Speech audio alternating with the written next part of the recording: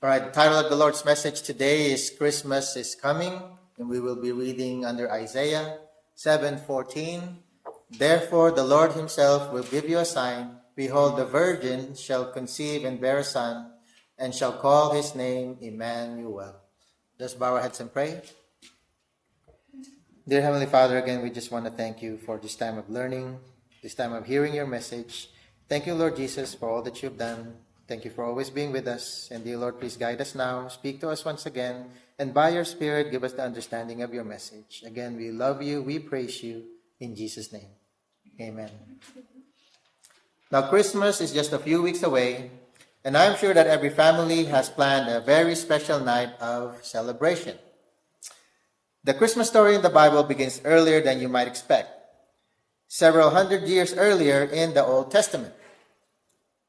And one Old Testament prophecy after another promised the coming Messiah who would redeem the people of God. Whether you know it or not, the first promise of the coming of Christ was given in the first book of the Old Testament, in Genesis 3:15. I will put enmity between you and the woman, and between your offspring and her offsprings. He shall bruise your head, and you shall bruise his heel. So all the way from the very beginning, the coming of Christ was already being told. Now the prophecy is being fulfilled. Christmas story. The prophet Isaiah, writing nearly 600 years before the birth of Christ, was able to see across the centuries and gave us an amazingly accurate picture of the birth of the Savior. Again, he said, therefore the Lord himself will give you a sign. Behold, the virgin shall conceive and bear a son, and shall call his name Emmanuel. 600 years. 600 years before it even happened. Isaiah said that the birth of Jesus would be a sign, and we find a perfect harmony with this prophecy when the angels announce the birth of Christ in Luke 2:10-12. And the angel said to them, fear not, for behold, I bring you good news and great joy that will be for all the people. For unto you is born this day in the city of David a Savior, who is the Christ the Lord. And this will be a sign for you. You will find a baby wrapped in swaddling cloths and lying in a manger.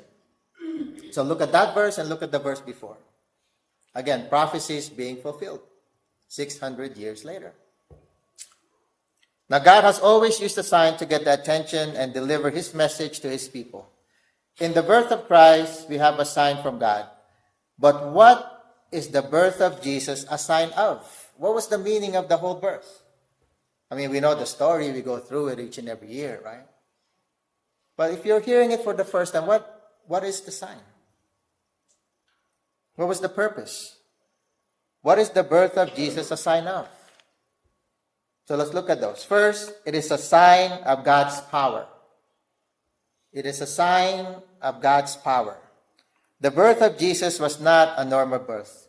It was a supernatural birth. He told us that a virgin will conceive and bear a child. The word virgin used here denotes a woman who has never had an intimate relationship with a man. The birth of Jesus was to be a miraculous event, unlike any the world has ever known.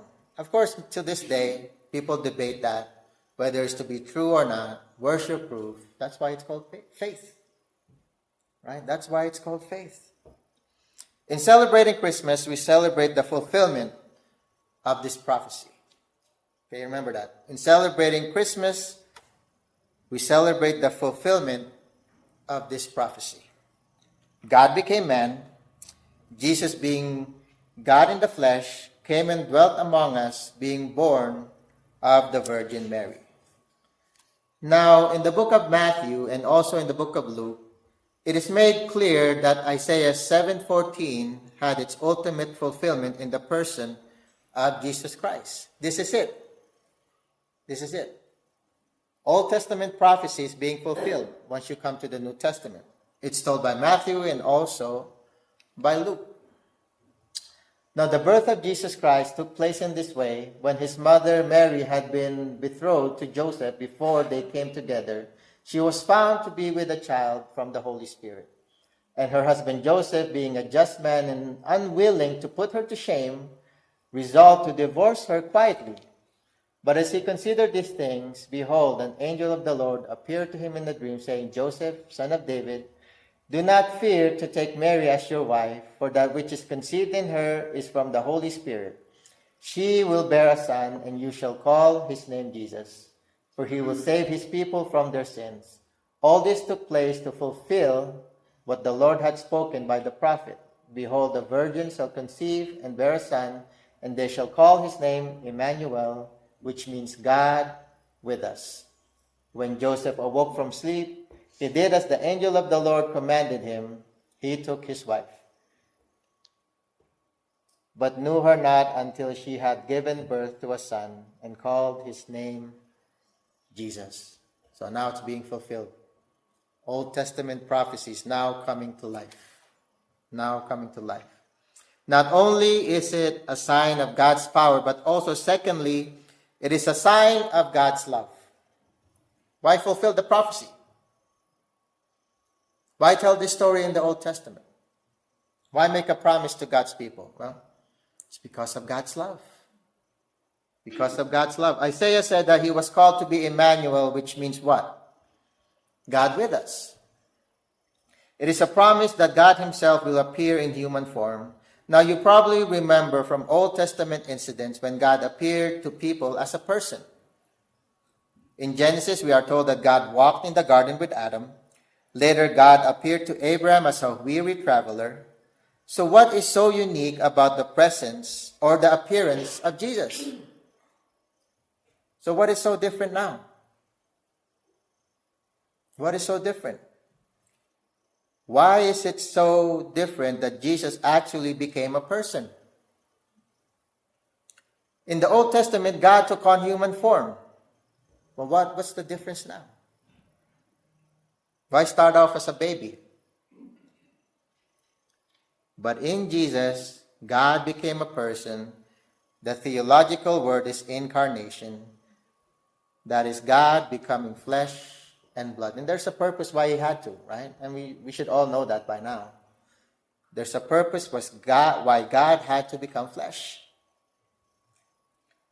In the scripture that almost everyone who has any exposure to the Bible at all knows, from last week's message, again, the motive is love, and the object is what?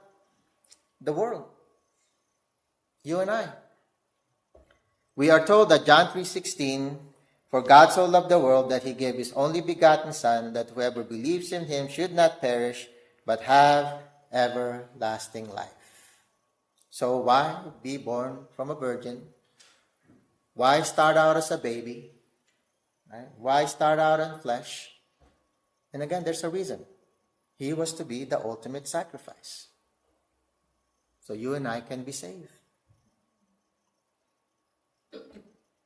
It was because of God's great love for the plight of man that he was willing to allow his only Son to come to the earth, take human form, in order that he might pay the debt that our sin demands. Again, that's why he had to be born in the flesh.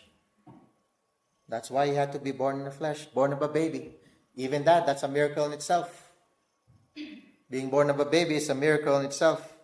The Apostle Paul tells us the story from the viewpoint of Christ in Philippians 2:6-8, who though he was in the form of God did not count equality with God a thing to be grasped. How can we? How can we?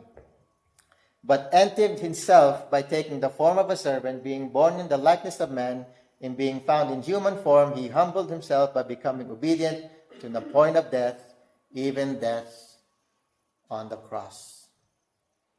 God had to do it. And the only way to do it was through his Son. He had to do it. He was equal authority with God, but he humbled himself. Just so you and I can be saved. Just so you and I can have eternal life. He was the payment. See, Jesus was born to fulfill a prophecy. He was born to fulfill a promise from God. What's that promise? That mankind can be saved. That mankind can be forgiven. He was born to be sacrificed out of love. Out of love. The world might be saved through him. He was born to die for a purpose. Death on the cross. So that you and I can be forgiven. He was the ultimate price. Now from a devotion, one author said it so well when he said, Jesus endured a human birth to give us a new spiritual birth. He occupied a stable that we might occupy a mansion. He had an earthly mother so that we might have a heavenly father. He became the subject so that we might be free. He left his glory to give us glory. He was poor that we might be rich. He was welcomed by shepherds at his birth, whereas we are at our birth welcomed by angels. He was hunted by Herod that we might be delivered from the grasp of Satan. That is the great paradox of the Christmas story. It is that which makes it irresistibly attractive. It is the reversal of roles of God, God's cost for our benefit. It is the reversal of God's roles of God's cost for our benefit. That's what that verse means. God being in the human flesh, he humbled himself even to the point of death, just so you and I can have life. So how important is the birth of Jesus? Why do we look forward to Christmas as what? The parties, the gifts. We already have the greatest gift ever. That's Jesus. And that's out of love. Not only is it a sign of God's love, but also, thirdly, it is a sign of God's faithfulness. Over 300 separate prophecies concerning the coming Messiah give in exquisite detail the birth of Christ. Another of those prophecies of Christ is found in Micah 5:2. These are all Old Testament, okay? But you, Bethlehem Ephrathah, though you are little among the thousands of Judah, yet out of you shall come forth to me the one to be ruler in Israel, whose goings forth from of old, from everlasting. Never fails. It never ends. Jesus never ends. This verse begins with the word but, and is the introduction of something new, something grand, that is about to enter human history. They've never seen anything like this before. Never. Never. The birth of Christ will never happen again. It's only a one-time thing. And surprise, surprise, the origin of this grand new work is not in one of the world's capitals, not even in Jerusalem, but in Bethlehem, a small city. We all know about the town of Bethlehem. We are used to hearing the name Bethlehem, the song, "O Little Town of Bethlehem." We have heard of this town ever since we are old enough to understand the Christmas story. But 2,000 years ago, Bethlehem was not a very well-known place. It was nothing, really. Nobody knows about Bethlehem other than where Jesus was born. Bethlehem was a pretty obscure little country town, so obscure in fact that he has to tell us of what Bethlehem he is talking about. He says, Bethlehem of Ephrathah, or Bethlehem by Jerusalem, now a bigger city next to it. That's how you know it. It's just there, a speck. Nobody knows about it really. Micah proclaimed that the Messiah would come from Bethlehem, but weeks before Christ's birth, Mary was still in Nazareth. That is 80 miles away from Bethlehem. And on that day, where they walked everywhere they went, that was a very long way, 80 miles. 80 miles. Could you imagine walking that far? 80 miles. That's what Mary had to go through, just to fulfill a prophecy. But God was in control, and he took care of that. Caesar Augustus ordered a census to be taken, and this census required that Joseph be registered in the city of his family's root, David, in Bethlehem. All of this for Mary and Joseph just to fulfill a prophecy. But who was in control of all of that? God was. Because it was a promise. It was supposed to be fulfilled. So Mary and Joseph, at just the right time, made the 4-day journey to Bethlehem. So there you go. 80 miles is a 4-day journey. Man, they had a lot of heart. Right? Mary and Joseph, they had a lot of love for God to be able to do that, to fulfill God's promise through them, so that Christ would be born. A 4-day journey. And this is not just flat land. They're going over mountains on this one. Just to fulfill God's love. That is how much they love God. That is how much they love God. They would do it. God, I love you so much, I will do it. But then in our world today, we are so busy. We are so caught up in what the world teaches us Christmas, and we forget the true meaning of what it is. God's love. As we have seen, Bethlehem was to the world a small, insignificant village full of blue-collar workers. Nothing special. Nothing special until this day.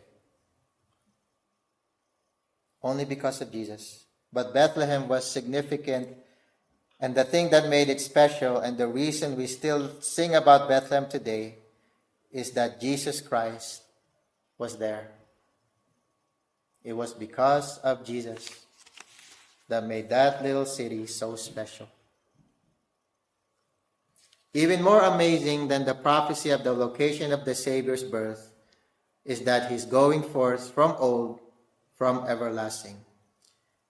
That is that this one, Jesus, who was to come, is God. He is eternal. The word everlasting means infinite, timeless, no end in duration, and refers to Christ's eternality. No end. Jesus will be now and forever. The prophecy clearly predicts that the existence of Christ predates the creation of the universe. God the Son became God-man, and he was born of a Virgin Mary in Bethlehem of Judea. Prophecy has been fulfilled.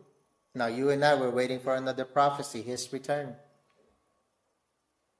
His return. If God made that promise and made it come true, God will also make that promise of his second coming. Because Jesus did say it. Jesus did say it, I will return. I go and prepare a place for you. He will return. In conclusion, let's make today's message personal. It says, therefore the Lord himself will give you a sign. Behold, the virgin shall conceive and bear a son, and you shall call his name Emmanuel, which is what? God is with us. So let's make this year very special, this Christmas very special, as a reminder that God is with us. Now I want us to look at a couple of truths in closing. First and foremost, God is always faithful to his word. I will never leave you nor forsake you. All of those comforting promises verses you read, when you need help, or even the time that you have lost your way, or the time that you have lost hope, you can be assured that those promises made by God will be kept. From the time of Genesis, he kept this promise of the virgin birth. Why would he stop now? Everything that God promises will be kept. Second, Jesus was God coming to you as a man.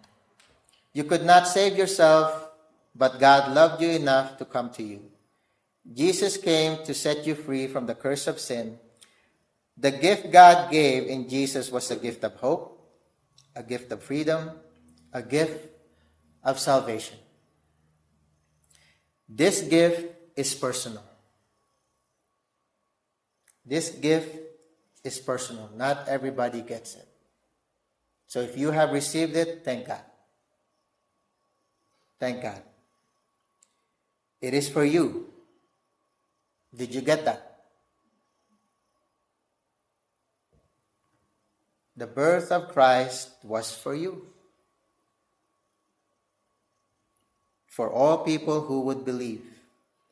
The Hebrew word "you" in Isaiah 7:14 is plural and means all of you. Do you remember what the angel said to the shepherds who were watching their flocks by night? We all know the story, right? In announcing the birth of Jesus, Luke 2 verse 10, and the angel said to them, "Do not be afraid, I bring you good news of great joy that will be for all the people." And we should still be receiving that great news today. Not just because it's Christmas. Every day that you and I wake up, it should be a reminder of why. Why Jesus was born. To give you and I life. And let's be honest, we do have it. We lack nothing. We lack nothing. God loves you so much that He sent you a personal Christmas present in the form of His Son. The baby grew into a man, died upon a cross for your sins, and God raised Him from the dead. Today, if you will put your faith and trust in Him, you can receive the greatest gift ever given to anyone. Eternal life. So what is Christmas all about? It's all about Jesus. It always has been. It should never change. So don't get caught up with the world's Christmas. But remember what Christmas is really all about. It's only a few weeks away. So don't stress. Don't stress. Okay? We already have everything. Again, we lack nothing. God made a way. Let us pray.